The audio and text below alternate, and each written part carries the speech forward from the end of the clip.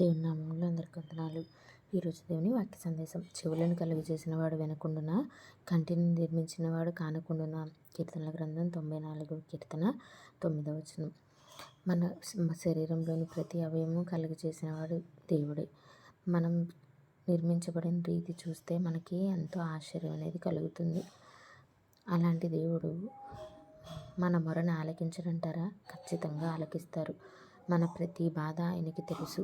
మనం అనుకుంటూ ఉంటాం, మన బాధలో మన నిట్టూర్పులో దేవుడు మన ప్రార్థన వినడం లేదేమో, మన బాధల్ని చూడడం లేదేమో అని అనుకుంటూ ఉంటాం. కానీ కాదు, మన ప్రతి బాధని ఆయన చూస్తున్నాడు. మన ప్రతి కన్నీటిని ఆయన చూస్తున్నాడు. మనం పడే కష్టం చూస్తున్నాడు.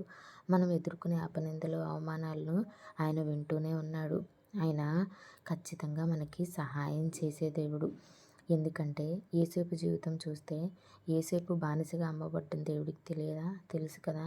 అక్కడ పోతిఫర్ ఇంట్లో ఆయన చేసిన కష్టం తెలియదా? తెలుసు కదా.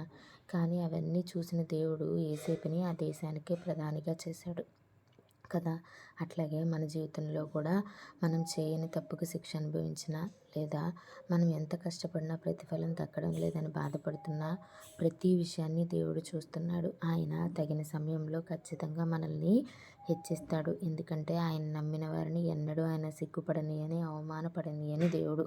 ఆయన్ను నమ్మిన వారిని తలగా ఉంచే దేవుడే కానీ తోకగా ఉంచే దేవుడు కాదు. ప్రస్తుతం నీ ముందున్న పరిస్థితులన్నీ నీకు వ్యతిరేకంగా ఉన్నట్లు ఉన్నా, నువ్వు బాధింపబడే స్థితిలో ఉన్నట్లు నీకు అనిపించినా, ఖచ్చితంగా దేవుడైతే నీ ప్రతి బాధని, నీ ప్రతి కన్నీటిని నాట్యంగా మారుస్తాడు. ఎందుకంటే ఆయన చూచున్న దేవుడు, వినే దేవుడు, మాట్లాడే దేవుడు, సజీవుడైన దేవుడు, ఏకైక దేవుడు. కాబట్టి అట్టి దేవునికి మన ప్రతి బాధని మనస్ఫూర్తిగా, మన చింత అంతటిని ఆయనకు అప్పగించుకోవాలని, ఆయన సమయం కొరకు వేచి చూడాలని కోరుకుంటూ వందనాలు.